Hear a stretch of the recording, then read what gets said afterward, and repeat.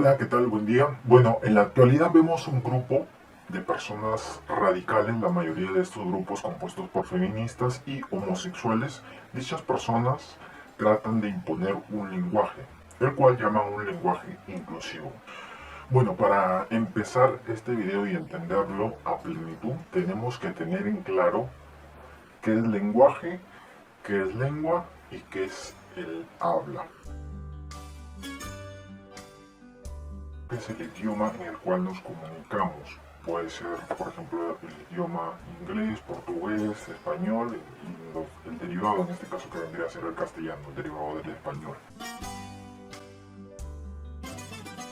Es el cómo nos damos a entender, es decir, palabras escritas, oralmente, señales y gestos, el mecanismo que utilizamos para poder darnos a entender. Y el habla vendría a ser el cómo nos expresamos oralmente, es decir, la forma de hablar de cada país, como su acentuación. Pero, ¿qué es realmente el lenguaje inclusivo?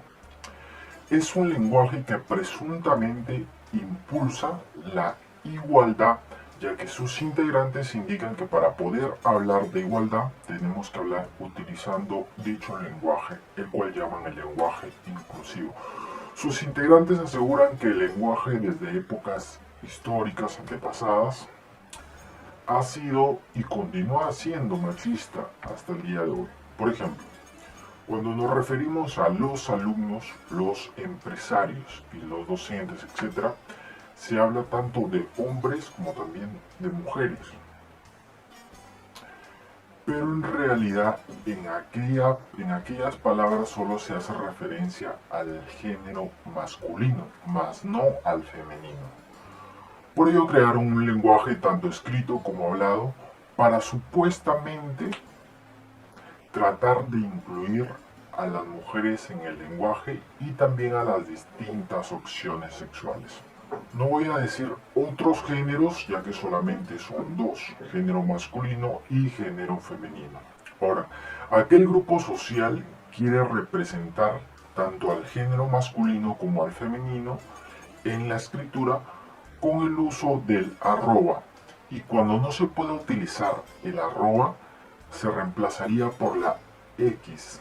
Por otro lado, para el lenguaje hablado, proponen la E para poder utilizar dicho lenguaje, ¿no? Por ejemplo, les presidentes, les alumnes, les cantantes, empresarios, les docentes, les chiques, les amigues, todes, etc. Es decir, cuando se hable de forma plural, se utiliza el lenguaje neutral. Por ejemplo, les presidentes, les alumnes, les cantantes. Y cuando se hable de manera singular, se utilice el género específico. Por ejemplo, si es mujer, la presidenta, la política, la alumna, la cantante, etcétera, etcétera. Es cierto que el lenguaje de la lengua española implica géneros gramaticales, ¿ya? Pero en casos de escritura y habla, en mayor parte priman algunos principios como derivados verbales. ¿Pero qué son estos derivados verbales? La misma oración te da a entender, te explica a qué se refiere. Y explica lo siguiente. Hay una palabra de origen, una palabra de inicio, y de aquella palabra derivan otras palabras. Por ejemplo, sol es la palabra de origen, y una palabra derivada de sol vendría a ser solar. Entonces, tenemos la palabra de origen que es sol, y de aquella palabra van a derivar varias palabras, como el ejemplo de solar, ¿no?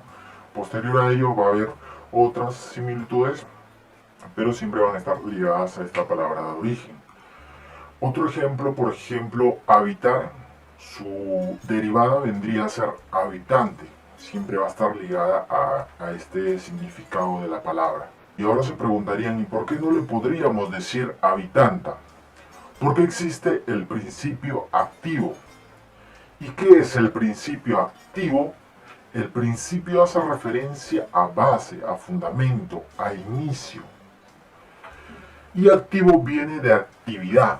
algo que realiza una acción, algo que se encuentra en movimiento. De lo contrario sería algo pasivo, es decir, activo es el que realiza la acción, realiza o hace la acción, y pasivo el que recibe o recepciona aquella acción.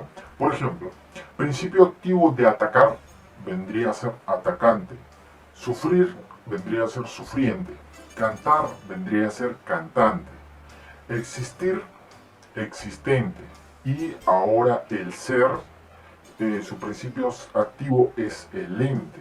Básicamente es por esta razón en la cual, cuando queremos denominar a la persona que denota la capacidad de ejercer la acción que expresa aquel verbo, se le agrega la terminación ente. Por lo tanto, la persona que preside se le dice presidente. Es algo muy aparte del género gramatical, es algo que viene de los principios activos como derivados verbales. Bueno, creo que la conclusión es demasiado obvia, demasiado clara. Para empezar, una idea no se impone, se expone y propone, y luego ya recibe el apoyo, siempre y cuando sea necesaria y tenga respaldo de la sociedad, no solo de un grupo social, y siempre y cuando cumpla una serie de requisitos, por otro lado que se encuentre bien estructurada para que sea válida.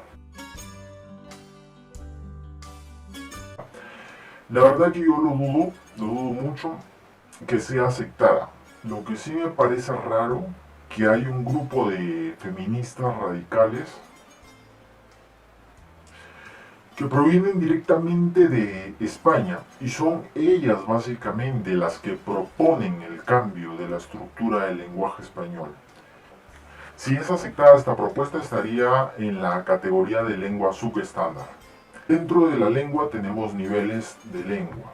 Tenemos como nivel alto la lengua superestándar, en la cual se encuentra un subnivel que es la lengua literaria, en donde se encuentran los poetas, los escritores, y también tenemos otro subnivel en el cual está la lengua científica, en la cual encontramos específicamente a los científicos con sus terminaciones, ya sea de los inventos o de los minerales, etc. Después tenemos la lengua estándar, que es otro nivel de lengua, en la cual está la lengua culta, que implica básicamente el correcto idioma. Después tenemos el lenguaje coloquial, en el cual se habla el idioma, pero no de una manera correcta.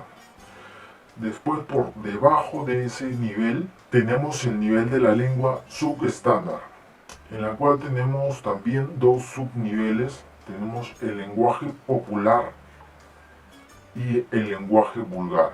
El lenguaje popular es aquel en el cual vamos a hablar con jergas, etc.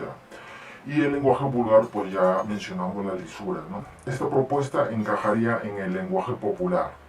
Bueno, de mi parte yo no creo que ingrese en lo que es la categoría de lengua estándar. Si llega a ser aceptada por la Real Academia Española, ingresaría en el nivel de lengua subestándar.